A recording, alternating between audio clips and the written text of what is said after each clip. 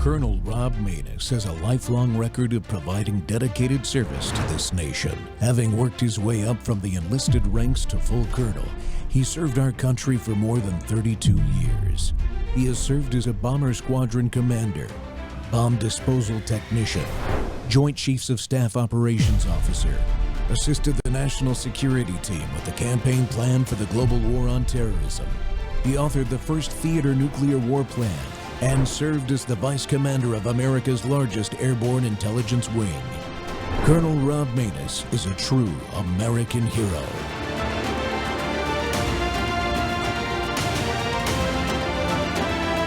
This is Rob Maness Live.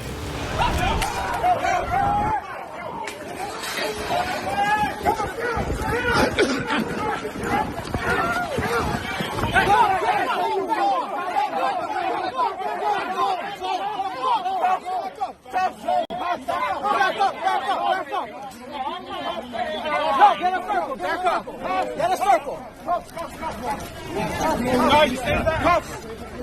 Just turn around. Good afternoon, America. It's Whistleblower Wednesday again on the Rob Maness Show, and we're live on Worldview Tube and our X Spaces simulcast. And we're diving right into what you just saw there, straight into it, this chilling act of Islamist terrorism that struck right here in New York City over the weekend. Two young men, 19-year-old Ibrahim Kayumi and 18-year-old Emir Balat, both from Pennsylvania. And somebody wrote the word allegedly in my monologue. I'm not going to say allegedly. They did. They hurled homemade IEDs packed with TATP, the mother of Satan explosive, favored by global jihadis, at protesters outside of Gracie Mansion, the official residence of New York City's first Muslim Marxist mayor, Zohran Mamdani. These weren't random acts, people. The authorities, including the NYPD and FBI, have classified it as ISIS-inspired terrorism. The suspects reportedly shouted Allahu Akbar, Allahu Akbar, and pledged allegiance to ISIS, unprovoked, not even under questioning. They watched its propaganda and even told investigators they aimed for something bigger than the Boston Marathon bombing. One device ignited but failed to fully detonate. Thank goodness. Thank God, actually. Nobody was seriously hurt. But the intent was mass casualty, folks. And yet, predictably, some in the media, matter of fact, most, even Mayor Mamdani himself tried to spin it. He called the original anti-Islamization protests rooted in white supremacy, while downplaying or ignoring the clear jihadist motive behind the attack. CNN's resident idiot, Abby Phillip, initially framed it as an attempted terror attack against the mayor himself 4 or 5 times over an hour or two long show, only to have to retract that after the facts came out. The targets were the protesters, not Mamdani, who wasn't even home. This is what happens when ideology blinds the free press to real threats. Radicals radicalized on our own soil, supposedly ISIS-inspired. Don't get hung up on that terminology.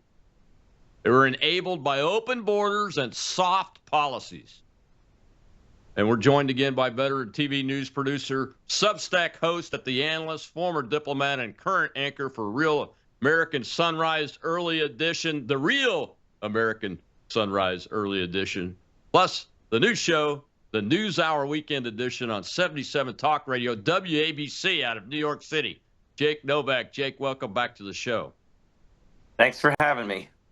All right. This is only an hour-long show, but there's a lot to talk about with this one incident that only took a few minutes. You know, I went through a lot of it. But let's just start with, let's be clear. These are Islamist jihadi attackers, right? Yeah. No, I mean, it's not even a question. And it shows a lot of things. I mean, you pointed it out. You know, the media's political ideology right now has decided that anyone who opposes President Trump, anyone who happens to oppose white Americans and Republican Americans, they're going to support. And consequently, anyone who supports or has the support of Trump or the Trump supporters or white American Republicans, they're going to be against. It's become so incredibly a joke that the old thing your parents used to tell you, well, if everyone jumps off the Empire State Building, will you do it too? And the answer is, if they hate Trump, yeah, they'll jump off the Empire State Building. And we've reached this extreme point. But all joking aside, the power of persuasion that these terrorists and other people who hate America have, knowing that a significant percentage of the American population and the news media will support them no matter what crazy thing they want to do, is a very serious thing.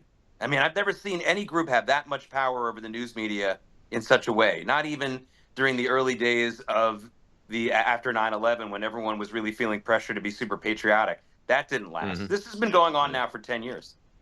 What do you think the root of that power is, Jake? I mean, I'm really serious about it. The reason I am doing this show today is because of this issue. Well, because the root of it is hatred. Hatred is a huge motivator in politics, and for the reason why people watch the news. I learned this in the early days of even when I was doing local news, Rob, and I realized that you can't just do the weather report, Rob, when you're doing local news. You need to do it as a life and death. You're going to slip and fall, Grandma, if you don't watch this news report. And there's loathing and hatred. So fear and hatred play a big role in it. It's a big motivator in politics. Anyone who says otherwise is being very, very naive. And so it has to do with using the hatred for their own means. And hatred can really make you stupid. You do stupid things. People always talk about, maybe lust and drug addiction make you do stupid things. Hate does make you do stupid things too, sometimes worse than those other two. And I see it all the time.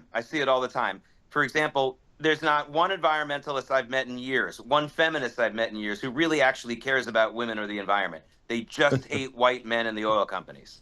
It's really what it is. And anyone who just says otherwise is really being naive and foolish. Every once in a while, in the past, when I did meet a real environmentalist, they usually were like, I'm going to live a clean life. I'm not here to kill it. And they were fantastic people, even though I wouldn't live their life the way they did. And every once in a while, you meet a true feminist who's like, hey, we got these women and girls who are being treated horribly in these certain countries. Let's just help them. And they don't care, who wins or who loses politically. But they're few and far between in America right now. And that's what we're seeing with this. It's hatred. It's hatred, Rob.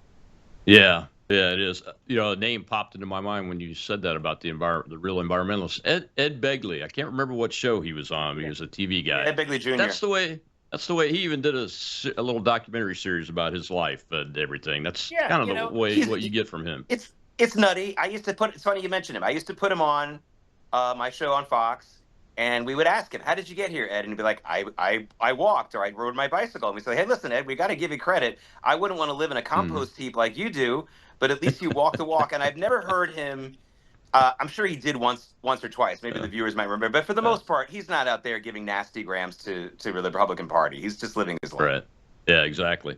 So it wasn't real clear in that video, but there's another video of the bomber with the little man bun in the top of his cranium jumping over a counter protester, leftist kind of guy named Walter Masterson. And I'm going to name the name because he is what is known in the commie world as a useful idiot. Yeah. He actually was yelling, "All are welcome here," as the Islamist jihadi was throwing a bomb designed to kill many, many people.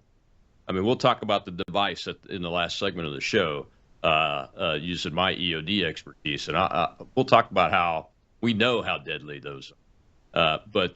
And this guy's throwing it over his head, and then even afterwards, Jake, there's video, and I'm not going to show his videos, but there was a video afterwards that say, and I really mean it. These people are welcome here, after the guy tried to kill him. I'm not so sure this guy's smart enough to figure out that he was a target of that bomb. Yeah. This is, you can't have one, though, without the other. If Americans would just band together with common sense and say, hey, look, if someone's going to accuse us of being racist or xenophobic while we go after people who want to kill us, too bad, we're not going to worry about that. But it's people who want to push back on that, who would absolutely rather have us killed or maimed, or have a certain percentage of people killed or maimed, than to somehow be accused of being racist. I mean, to the left, being accused of being racist or xenophobic is the worst thing in the world. It's better to be a murderer. It's better to be a child predator. I'm not kidding. I mean, this is not actually an exaggeration on my part. That's the worst thing. That's the lowest level on their totem pole. And they're on a pretty low level on my totem pole also. But I'm sorry, murderers get lower, and so do child predators. You know, I'm sorry. That's the way it's, and they literally have confused that as well. And you can't have one without the other. We would have had much stronger borders under both types of administrations for a lot longer if it weren't for this undercurrent and now very outward movement to just say any kind of enforcement of immigration or any kind of law enforcement on anyone who isn't white is racist and bad. That's really the message they're trying to push right now for a long time. Yeah. And it makes no sense whatsoever. Matter of fact, it's deadly. It's really deadly for themselves and for the rest of us too, because they're the ones that allow these people to operate here. Yeah, and they know that. I mean, there's one thing that criminals know. They know when the door is unlocked. I mean, they just do. They have a sense for it. They know when they know where they're welcome. They know where there won't be enforcement. Again, as I always say, when it comes to bigotry or whether it's anti-Semitism or Islamist stuff, nothing that happens in the world makes them that way. Their hatred has got other roots in it. But what does happen in the world, which plays a big role in all this, is there are things that happen in the world that signal to them that this might be a time or a place or a group of people where I can get away with it, where I will get some support. And, you know, that's what triggers this. They didn't suddenly just wake up that morning and decide they hated America and wanted to kill for Islam. They've always wanted to do that, or for a long time they wanted to do that. But they realized here's a place where the mayor will probably call out these protesters against the Islamification and very loud prayer services. We go there, we do this, and it's likely that the mayor will not denounce us. And sure enough, he's refusing to denounce them personally, and he never will. He never will. Yeah, we'll show a little clip of him about white supremacy. It's unbelievable. I mean, it just boggles my mind at the beginning of the next segment. So on the well, let me continue with Masterson here. There's another layer to him. He was a January 6th Antifa poser, is what the reported layer of him is, which we've all reported almost since a week after it happened that there was evidence, and have shown it, of Antifa members dressing as Trump supporters in the January 6th crowd, agitating and damaging things, those kind of things. And this guy, his next layer down below is, we love everybody and we don't care if they're Islamist bomb throwers, is that he's an Antifa guy, which is terrorism. He's a terrorist. Yeah, the people who say they love everyone are the ones you really have to watch out for. It's as simple as that. But there have been, this has been something that's been going on, Rob, since Trump started to take the lead in the presidential election in 2016. They decided, the people who hated Trump decided that if he didn't actually have white supremacists within his movement, then they would commit acts of bigotry and vandalism and violence and try to frame the Trump supporters for it. Almost all of them were immediately rooted out as being false flag type things. But of course, the most ridiculous of them all was the Jussie Smollett one, which was, of course, the most ridiculous of them all for a lot of reasons. But, you know, I made a joke during 2020 that the Democratic nominee for president should have been Jussie Smollett. He represented everything that party was all about. Failed acting, a marginal person who they thought was great because he was a gay black man, and someone who was willing to stage a hate crime and make it pretend as if it were the Trump supporters who did it. He's been the Democratic Party for years. Yeah, it's amazing. Well, some good news that came out of that incident was there's a great picture of a 2-star New York Police Department chief. I'm not sure exactly. He's probably a division chief or the next level up. But Aaron Edwards is his name. Big, giant guy, black guy, but he's jumping over the fence to stop the bomber. So outright defying death. I mean, he's jumping in the face of death to block the way away from the protesters on both sides. Really, that's amazing. That when I saw that picture, I was like, man, if this guy doesn't, A, get a medal, but B, the media doesn't jump on this to praise the NYPD, then something's seriously wrong. And I've seen a little bit of reporting on the right of center side, but not much on the left side, unfortunately. Yeah, they absolutely won't. They absolutely won't. Yeah. He will not get on CNN. He will not get on ABC News. I can tell you that right now. And by the way, what a terrible business decision. I've talked to you about this before. If you have a certain political agenda, that's one thing, but you're supposed to be still in a business. These political agenda decisions they're making are killing their business. People would click on that story if it were on your website. People would tune in to the exclusive interview with Dana Bash or whoever they want to get out to interview that guy. It would make money. It would get you eyeballs. And it's so frustrating to me when I see the deliberate undermining of a business model. And the reason why is because the corporate owners of these media outlets are using their media outlets to as a lobbyist group for the left in general. Even though the Trump administration is in control right now, they're treading water with this until a new administration comes in. It's a way of lobbying the left in Washington, the swamp in Washington, the bureaucrats, and telling them, we'll always be friendly to you, so be friendly to us and our other businesses that actually matter to us financially. It's ridiculous. So we got to take a break, Jake. When we come back, we'll show the Mamdani speech right after the incident. You are not going to believe this. It's unbelievable. I'll be right back on Worldview Tube.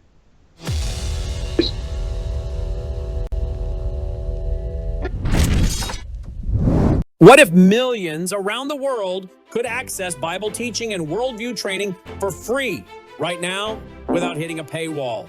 That's exactly what happens every day at worldviewtube.com because of the Worldview Weekend Foundation. We don't lock our live stream behind PayPal. We don't restrict our content to members only. Instead, the Worldview Weekend Foundation helps cover the cost of delivering free educational and ministry programming to people across the nation and around the world. And it's not just programming. My Sunday night church service, where I taught verse by verse through Revelation for 18 months, and now I am teaching through the book of Daniel, is made possible through the support of our church, Worldview Weekend Foundation. If you believe this kind of truth-centered biblical teaching must continue, donate today. Go now to worldviewfoundation.com. You'll also find our mailing address and phone number there if you'd rather give by phone or mail. That's worldviewfoundation.com. Thank you.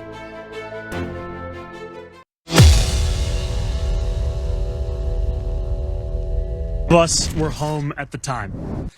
This was a vile protest rooted in white supremacy entitled Stop the Islamic Takeover of New York City. I'm the first Muslim mayor of our city. Anti-Muslim bigotry is nothing new to me, nor is it anything new for the 1 million or so Muslim New Yorkers who know this city as our home. While I found this protest appalling, I will not waver in my belief that it should be allowed to happen. Ours is a free society where the right to peaceful protest is sacred. It does not belong only to those we agree with. It belongs to everyone. I will defend that right every day that I am mayor, even when those protesting say things that I abhor. Let me also be clear about something else. New York City will never tolerate violence, whether from protests or counter-protests. Many of the counter-protesters met this display of bigotry peacefully, with a vision of a city that is welcoming to all. But a few did not. Two men, Emir Balat and Ibrahim Kayumi, traveled from Pennsylvania and attempted to bring violence to New York City. They are suspected of coming here to commit an act of terrorism. There is video of these two individuals throwing two devices towards the protest. The police department has determined that these were improvised explosive devices made to injure, maim, or worse. Thanks to the swift and decisive actions of NYPD officers at the scene, both men were immediately taken into custody, and the devices they brought taken off of our streets. I want to commend the officers who were on site. Welcome back to the Rob Maness Show. It's Whistleblower Wednesday, and you can't get any worse than what you just heard, people. The Muslim Marxist mayor of New York City blames the protesters that don't think it's right to Islamicize New York City or anywhere else in America for the terrorist attack committed upon them by jihadi terrorists. You notice that he never uses the word jihadi. My guest today is Jake Novak. And Jake, he never uses the word Islamist. He never uses the word jihad. He never uses even the word ISIS, which I don't necessarily agree with that characterization, but it's part of the political messaging that these terrorists are trained to use here in America because it works. He never even shows any disgust for religious zealots representing tyrants around the world in this Islamist form of government for trying to kill Americans. And it would have killed a lot of Americans if those two devices had gone off. Maybe your viewers remember the dance that we went through with Barack Obama throughout his entire presidency. He would never use the term Islamic terror. And it started to get more and more of a drumbeat within the right-wing news media, and then maybe a little bit of the more right-of-center news media. And finally, in his last year in office, and I can't remember whether this was after President Trump had already won the election and President Obama was in that lame duck period, or whether it was just during that last year in office. But I remember during one of his news conferences, he looked very angrily at the news media, and he just spat out the words, all right, you want me to say it, I'll say it, Islamic terrorism. And, you know, it's amazing. He wouldn't say it. This is that back then and today remains the biggest threat to the world. It has been the biggest threat to the world, I believe, for the last 50 years, in my opinion, certainly since the end of the Soviet Union. So let's say maybe the last 30 years, it certainly has been. And this guy wouldn't say the phrase. I'll be surprised if Mayor Mamdani ever uses the term Islamic terror or jihadism, as you said. And that's very, very dangerous. It's very dangerous. I mean, from the point of view of Muslims, I mean, there's a lot of Muslims who are just so sick and tired of all of this. And they know that it's people like Mamdani who absolutely enable the worst elements within that community. And for those of you who listened to that soundbite and thought, like, well, actually, that wasn't that bad. Remember, the timing is everything. He spent the entire first part of that address talking about the protesters and how bad they were. That was the first comment that he made, which, again, as you said, Colonel, made it seem like, well, you know, I mean, that's like saying, well, there was this girl who was walking down the street in a really short skirt and high heels, and then two people came to our city to do things to her. No, that's not how you talk about it. That is victim blaming. It's outrageous. The first thing you say is, we will not ever tolerate jihadists coming to the city from any place, or whether they're from the city or not. Jihadist terror trying to come into New York City, nice try. And not even mention who their target was. What does that matter? What does that matter? Well, you know, I haven't said his name, but I'll say it now. Jake Lang is the individual who's given credit for organizing that protest. And Jake Lang is a J6er, but he's a provocateur. And many of the real J6 prisoners that were in the gulag with him in D.C., most of them, as a matter of fact, from the ones I've been able to talk to face-to-face, will honestly tell you that they think that he works for the federal government. And I don't support his efforts because, you know, he showed up to go after the dad of a guy in Texas, down there in Austin, I think it was, doing a big protest. And he said some really nasty things out to the dad and everything. And they were racist phrases, those kind of things. So I don't support this guy. I support most of the other J6ers, but this guy and his crowd, not one bit. But that only engaged Mamdani's little white supremacy crap, you know.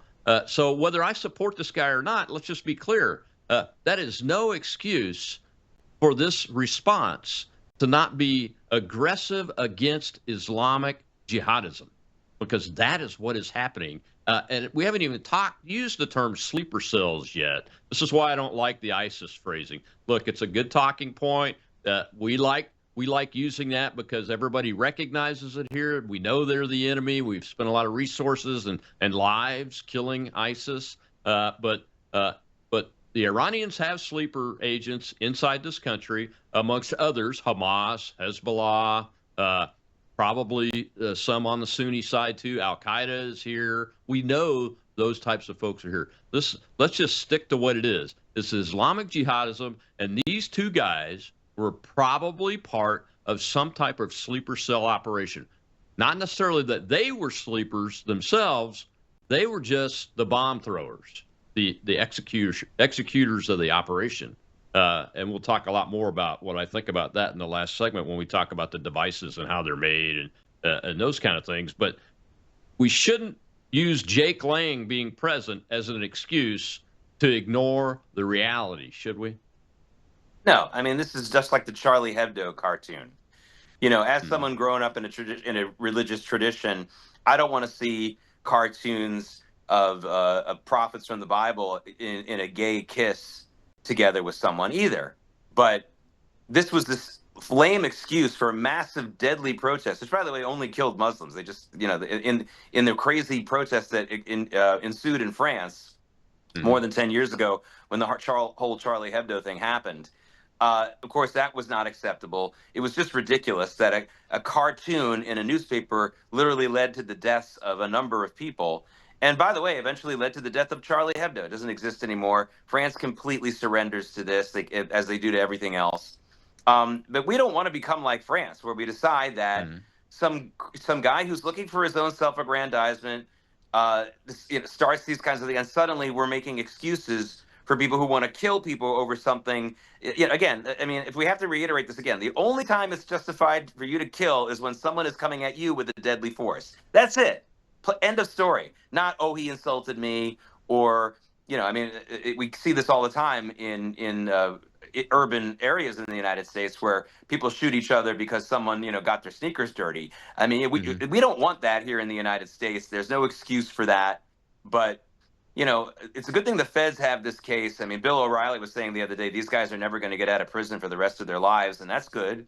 That should be the story that everyone talks about for a long time. But this is just crazy. People are really going to work on this and try to say, well, I don't like what they did, but that Jake Lang's a bad guy. I mean, honestly, what kind of low-level morality do you want to have where someone who walks around with the pig on a skewer ends up leading people to want to blow up a shrapnel bomb that could have killed and maimed 50 people? And, it's the same kind of thing, same kind of tactic they tried to use with Malcolm X versus Dr. King, Dr. Martin Luther King.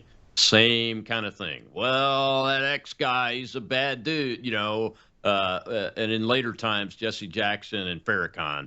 It's the same kind of thing. People should recognize this for what it is. It's a tactic and a strategy to divide us, and kill us, too. The other thing that really bugs me about this, and you mentioned it a little bit earlier, the whole Islam thing is, look, I started interacting with Muslims when I was 9 years old in North Africa and Morocco. So I know what it looks like to see a radical jihadist kind of approach, and then a mainstream person and their family that doesn't want to go out and kill anybody. But I got to be honest, though, Jake, in the macro, Lang's right. Andy Ogles is being hit for saying Islam doesn't really belong in America. He's a congressman, I think, from Tennessee. He's being attacked for that right now. But I agree with Ogles. I don't think Islam is compatible with life in the United States of America or the American culture. I mean, these kids, we'll talk about them some more, I'm sure. They're sons of refugees that we let in, I think, from Afghanistan and another war area in the Middle East, and now they're radicalized. So they're considered American citizens. So much for the birthright citizenship stuff, making you somebody that's going to assimilate into America. But the Muslim versus Islam jihadism thing, it really troubles me, because in the macro, the majority of these folks either won't take action against the people they see as radicals and speak up against them, or the radicals are just the majority. Yeah, it's really about the power that they wield. The genocidal outlook within Islam for everyone who isn't Muslim is a relatively new thing, but it took off like wildfire. Some people think like, oh, it took off like wildfire during the Iranian revolution. No, it took off like wildfire in the years before World War II, where the Islamists saw what the Nazis were doing. saw what the kind of rhetoric they were promoting and realized this was an opportunity for them to promote the same ideology.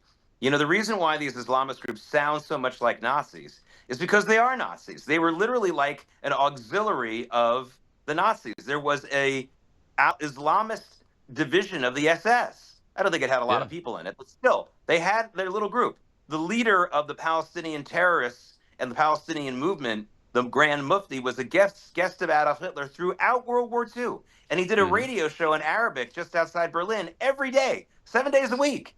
So this is not new, but it's new as far as the 1400-year history of Islam.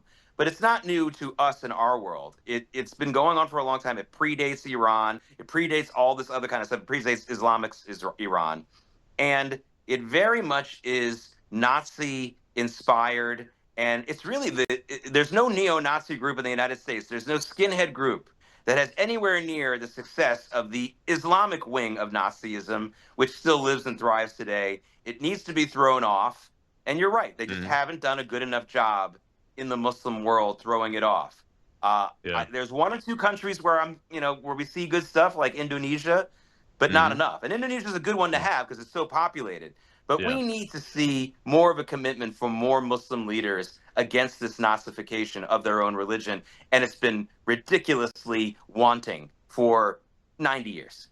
Yeah, at least 90 years. I think the Muslim Brotherhood started in the early 1900s, and it just kept rolling and growing ever since then. All right, we got to take another break. When we come back, the terrorists themselves. Who are they? Where do they come from? What's going on with the investigation? I'll be right back with Jake Novak.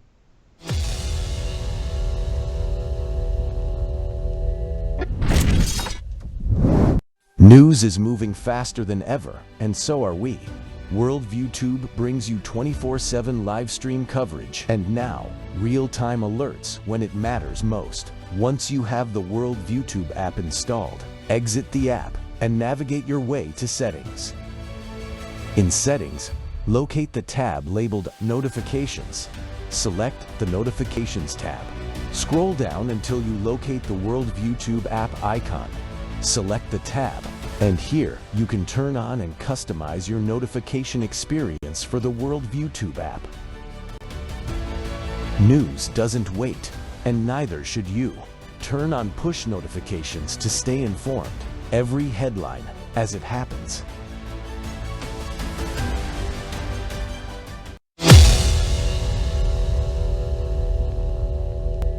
Kayumi said in recorded post-arrest statements that he had watched ISIS propaganda on his phone and that his actions that day were partly inspired by ISIS. The complaint also details statements made by Emir Balat after his arrest. En route to the NYPD precinct, Balat made spontaneous statements without being questioned by NYPD officers that were captured on body-worn camera footage. He said, "This isn't a religion that just stands when people talk about the blessed name of the Prophet. We take action, as well as, if I didn't do it, someone else will come and do it." And later, after waiving his rights, he requested paper and wrote a message declaring in part, "I pledge my allegiance to the Islamic State. Die in your rage, you kuffar." Now, "die in your rage" is a commonly known ISIS slogan, and kuffar is an Arabic term that refers to non-believers. Welcome back to the Rob Maness Show. It's Whistleblower Wednesday, and we're talking about this crazy response, especially from the media and the Muslims running the government in New York City, that guy, and all the other kind of nutty stuff surrounding this clearly jihadist, Islamic, terrorist, improvised explosive device attack on a crowd of Americans protesting against each other. We're really lucky. My guest today is Jake Novak, who is on WABC Radio right there in New York City with his new program every Sunday or every weekend. And Jake, it's not just New York, but this is getting the focus because of this crazy. It's just crazy. It drives me, as somebody that's a former EOD bomb tech. It's been fighting terrorism from the Irish Republican Army on, the Bader Meinhof gang, the Red Army faction, the IRA, these guys. I've been doing it since I was 17. It drives me nuts to see the softness used, and I was really pleased to hear that very frank discussion. And I noticed that prosecutor was wearing a Star of David. Do you think that's the reason why she was being so clear? Yeah, maybe. I mean, that was actually that was Jessica Tisch, who's the police commissioner in New York, and she does come from the Tisch family. And I have mixed feelings about her. She has now served 3 anti-cop mayors in a row: Bill de Blasio, Eric Adams, who yes was a police captain, but was very much an enemy of the police department his entire time in the NYPD. He was there to be an insider agitator. And now Mamdani. She has enabled them in many ways. So as much as I think she's not really doing a terrible job, she's also enabled these. I mean, it would be really a statement if she would step away at some point real soon and say, these people are anti-cop and we have to stop. But that aside, look, this is a bad narrative. The idea that, they went online and they read something about ISIS and that's what got them convinced to do something. There's obviously has to be a lot more. I know we all think our kids are believing everything they see online, but they have to have some communal support as well, some communal pushes towards this type of behavior, and on down the line. One thing you may not know about these two, they're very wealthy. Their homes were raided a few days after this, or a day after this. They live in Bucks County, Pennsylvania, which is another like playground country house type area. Their families, I'm going to guess, probably had apartments in Manhattan as well, but I don't know that for sure, so I'm going to hold off on that. But these were multi-million-dollar homes in Bucks County, Pennsylvania. More proof, just like Osama bin Laden, just like I believe the underwear bomber was also from a multi-million-dollar, wealthy family in Africa. Yeah. And being a multi-millionaire in Africa is like being a billionaire here in the United States. I mean, that's very wealthy people. Yeah. You know me, Colonel. One of my biggest pet peeves is this belief that we're taught since childhood that poverty leads to crime. It's just not true. A rich person is just as likely to rob you and to commit a crime against you as a poor person. Economic desperation doesn't lead to crime. It leads to other things, but it doesn't lead to crime. Crime causes poverty. These people who have just committed this act, just to prove my point, there's not going to be a lot of street vendors who are going to be able to do their job around Gracie Mansion for probably ever now. So that's a loss of a territory for them. That's one example. Yeah. Obviously, some people don't want to move out of the city, but you get my point. So this is really important for us to stop falling for this nonsense, because the answer people are going to say, like, well, if ISIS is recruiting people online, all we need to do is get Elon Musk or someone to block those websites and everything will be hunky-dory. That's not going to fix it. No, it's not.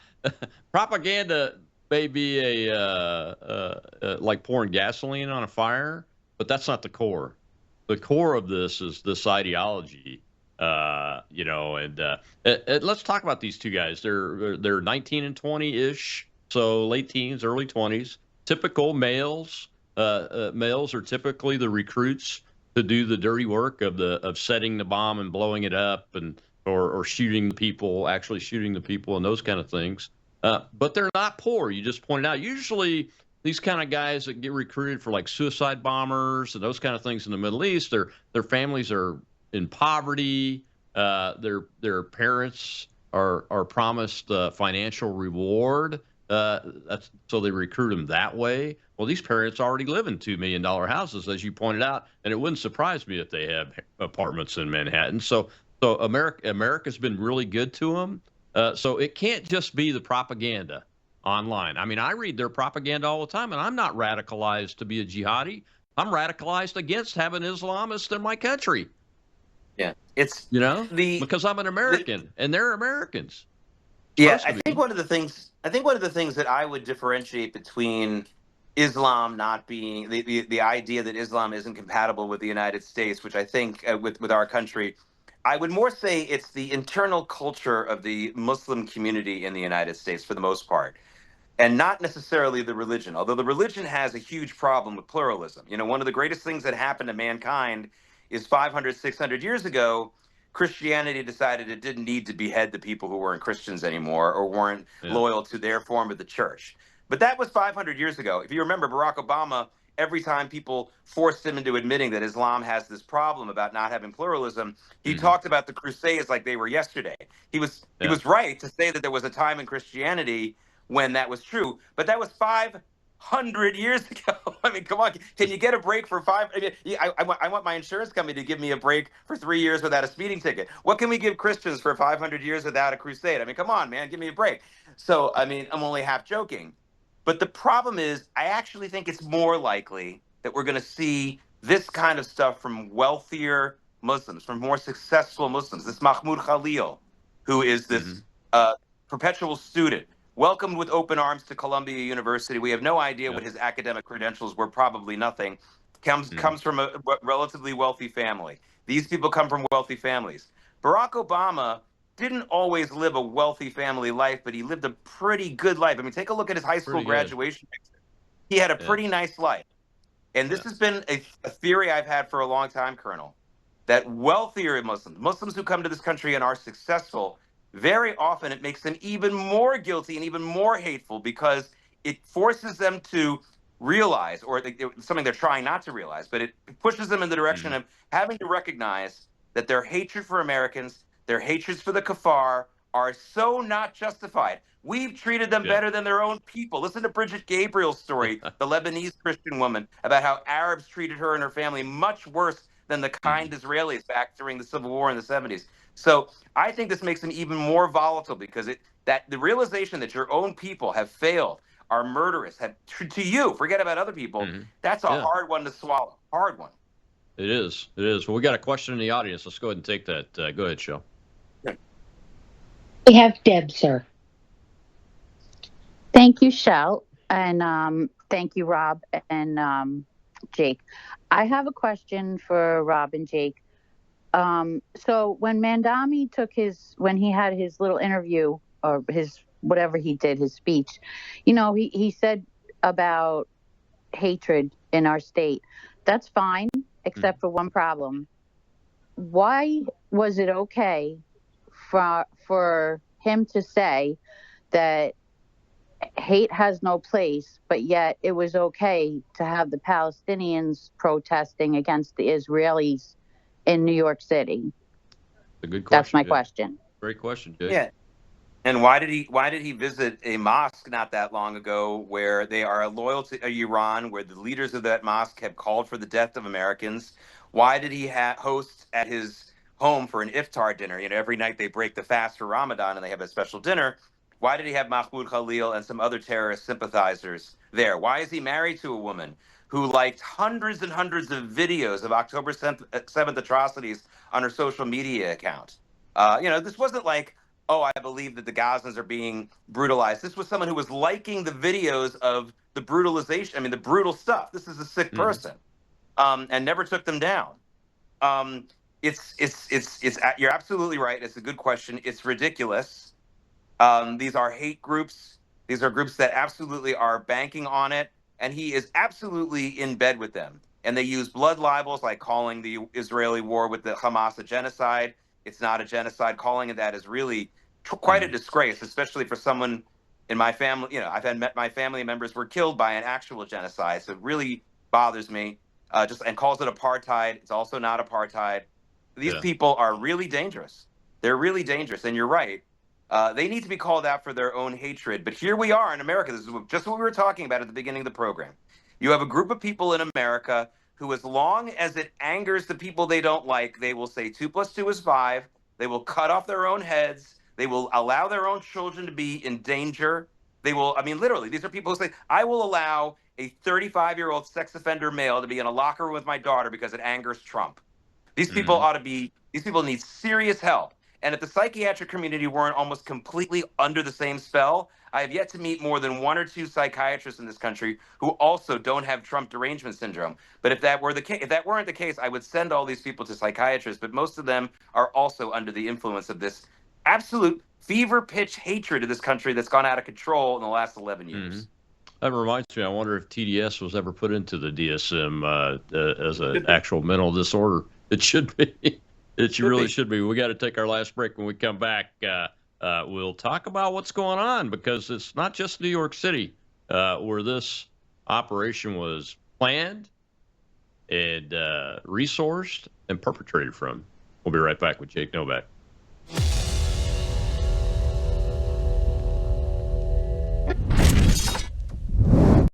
Hello, I'm Brandon House. Would you like to gain access to over 20 years of my radio shows, TV shows, my books? I've written 15 books, and most of those books are ebooks now. And we have conference DVDs, conferences where we filmed our conferences at the Ozarks, literally starting 20 years ago. It's all available in our archived vault. All you have to do is go to worldviewtube.com/vault, worldviewtube.com/vault, and for a reasonable monthly fee, you gain access to over 20 years of Christian worldview programming, news, information, books, documentaries, and a powerful search engine. And folks, it's a great way not only to educate yourself, equip yourself, but it's a big way that you can help fund our continuation as a broadcast network. Please check it out. worldviewtube.com/vault, worldviewtube.com/vault, and help us continue pushing out a Christian worldview.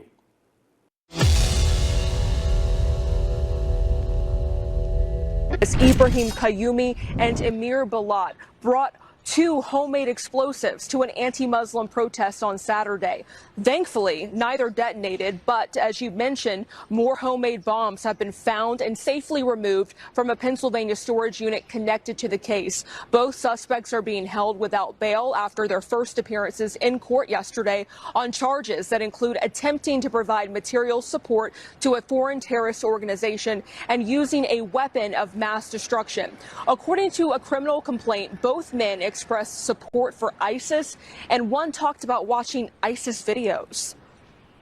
Younger and younger individuals who are radicalizing and mobilizing to violence. And this is taking place against the backdrop of social media, the dynamics of online culture. It's not limited to ISIS, it's across the ideological spectrum. Fox News Digital captured these photos of the suspects' homes, both located in Philadelphia suburbs, roughly 15 minutes apart. The suspects are U.S. citizens, but their parents are naturalized U.S. citizens from the Middle East. An attorney for one of the suspects tried to suggest yesterday that the 2 co-defendants were strangers to each other. Both men are due back in court early next month. Martha.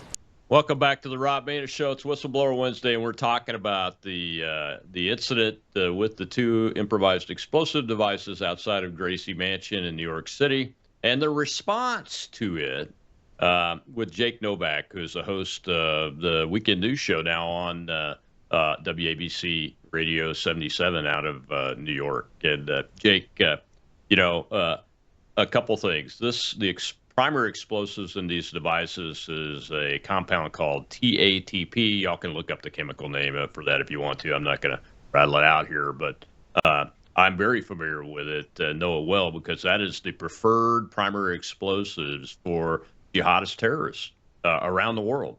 It was used you may recall the backpack bomb in England and the UK at the music concert. For the little girls. I can't remember who the star was. Was it Taylor Swift? Ariana Grande. Yeah, Ariana Grande. It killed 22 people and wounded a sizable number of people with a very similar sized IED.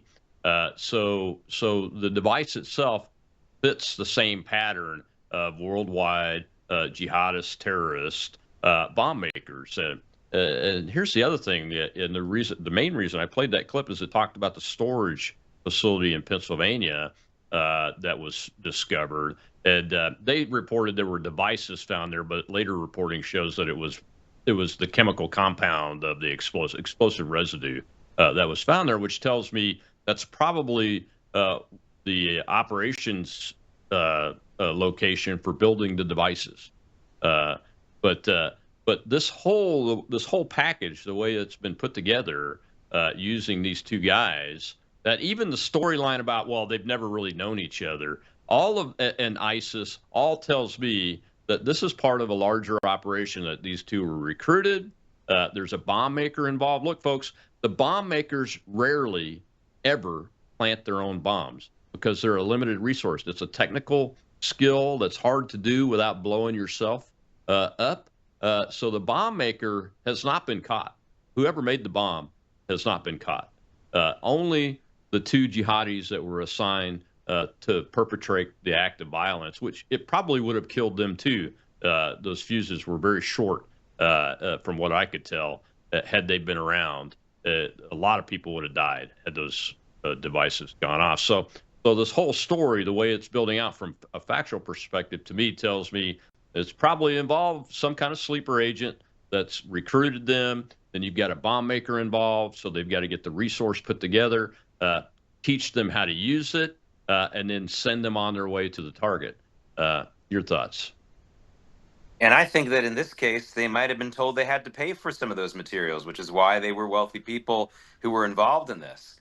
I think that there is some kind of clearinghouse cell that is finding people and trying to get them to work with them. So yes, they may initially be attracted to it via something online or something like that, but then they have to be contacted by someone who can give them more. This is the same story with Thomas Crooks, who shot President Trump in the ear, who had a number of materials and types of who really doesn't make any sense that he would have access to. I think he had some kind of special satellite phone, right? Something like that that he could not have gotten on his own. So what I think there is a cell in this country that has weapons, bombs, other tactical devices that they're willing to give out to those who they can sort of get a recruit. But I tell you something, I actually think in this case they might have made them even pay for it, which is whatever. Great, it wouldn't surprise me at all. So that is, which by the way is a great way to show that they're for real, and not undercover agents.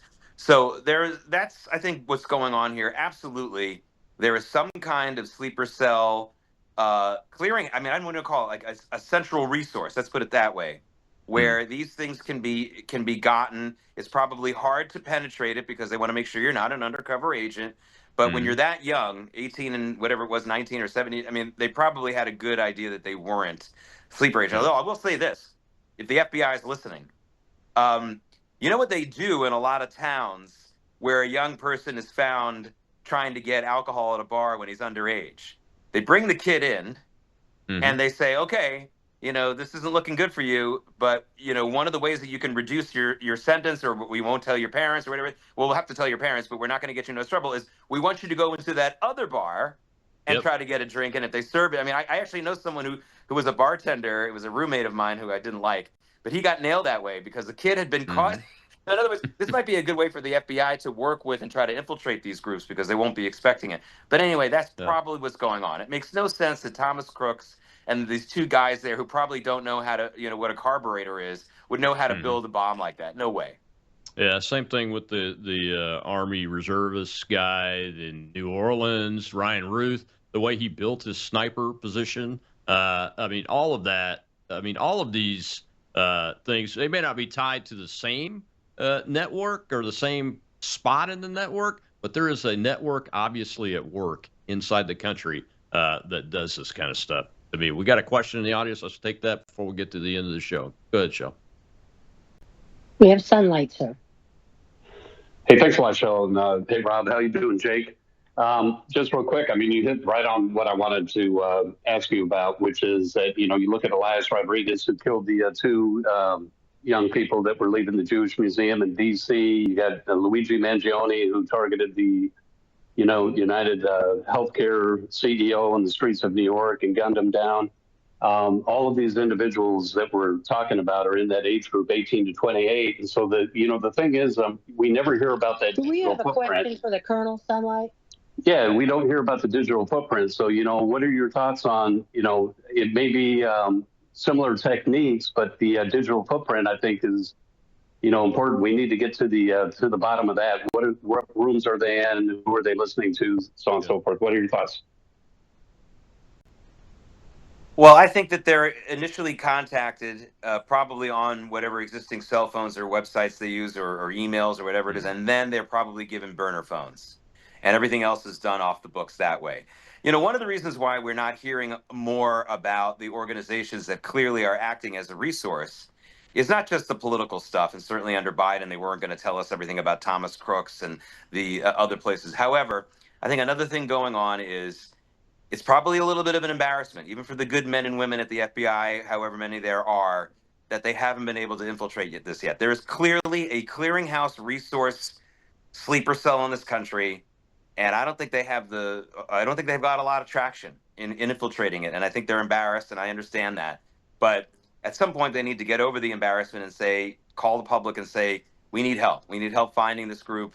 And they need to get really serious about going undercover. I think undercover work has turned into just confidential informant work, and that's not good enough. That's, to me, in police work and also in the war on terror. We need to do things like they used to do in the 70s when police officers would dress up like Hasidic Jews and walk through bad neighborhoods and draw out the criminals. We need to have much more real undercover work, not just the hopes of recruiting a confidential informant. That's not enough. And that would be just my personal critique of the way we're trying to infiltrate this. Serpico. Yeah. Name pops into my brain. One of the issues that is going on, and I think I agree with you, Jake, in everything you said there. But just to add to it, though, Sunlight, is that they haven't been able to penetrate the networks. So if they give too much information about the network itself, they'll give away what they do know is the danger, the risk in that. But my complaint with the leadership of these organizations, the leaders that step out in front and everything, is they don't give any information at all, and it looks like a cover-up to the average person. And there's been so much hidden from the average citizen that just makes it even more of a problem, because the next thing you know, you'll have citizens going out there, well, you can't trust the government because of X, Y, and Z, and well-founded in some cases, but in this stuff, there's no reason to not put some things out that are known, that could be known publicly, like pictures of the device, how it operated. Back when the IRA was active in London, in the UK, I was an EOD group over there, a young guy over there. The British authorities were very good about putting the information out that they could put out, and the public was able to help. I don't see that anymore. When I was a commander of a base and I had 600 and something law enforcement guys working for me, that's the kind of thing that I wanted to do, was put information out to the public so they could help. I just don't see that anymore. That's a big concern for me. Yeah, I just think that the ball is being dropped because they're afraid of a lot of things. This was one of the big failures of George W. Bush's response domestically to 9/11 and during the war on terror. He was desperately worried that he would somehow weaken the economy by telling people to be more careful, maybe thinking about, to immediately start thinking about how we were going to have a little bit less oil consumption and stuff like that. He was deathly afraid of it, so much so that he just really, he was really happy that the country wasn't worried about this every day. And that's led to another problem that I've talked to you about a number of times, Colonel, which was that at the height of the Gulf War, I'm ashamed of the fact that you could walk from one end of the biggest city in America to the next and not even know that hundreds of thousands of our young men and women were at war. That's going too far. No, we don't want to be living in fear and in mourning all the time, but not to even recognize what we're dealing with and what some of our fellow Americans are dealing with and sacrificing for us is a huge disconnect, which is why I'm in favor of a Bastille Day type military parade in America, just so we can see this every year, if not more. I'm in favor of all that because we have a disconnect between the civilian who doesn't know what the heck's going on and the armed services people who don't want a lot of personal attention brought onto them, but don't understand that it's necessary sometimes. I would rather see an American-style parade like that, a ticker tape parade, not a parade where you're showing off armor and jets and artillery pieces. Yeah. Although that's cool, I like that. I'm a military guy, but that's not the American way traditionally. Personnel, just the personnel. And a ticker tape parade. So the citizens can show their appreciation. I don't want to see SS-20s rolling down the street, those big missiles and stuff. I don't want to see that, but I do want to see the personnel. Yeah. I like to see the personnel in convertibles waving to the crowd. Yeah, and I think the parade last summer, was done very well, even though it had some equipment in it. It was done from a historical perspective, and I think they did a great job at that. But there's nothing like a New York City ticker tape parade to show the citizens of the country show an appreciation for these men.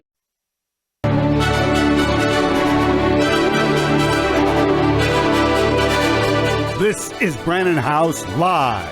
Whether the issue is law, science, economics, history, family, social issues, education, religion, government, or national security, Brannon brings the issues of the day into clear focus through the lens of a Judeo-Christian worldview.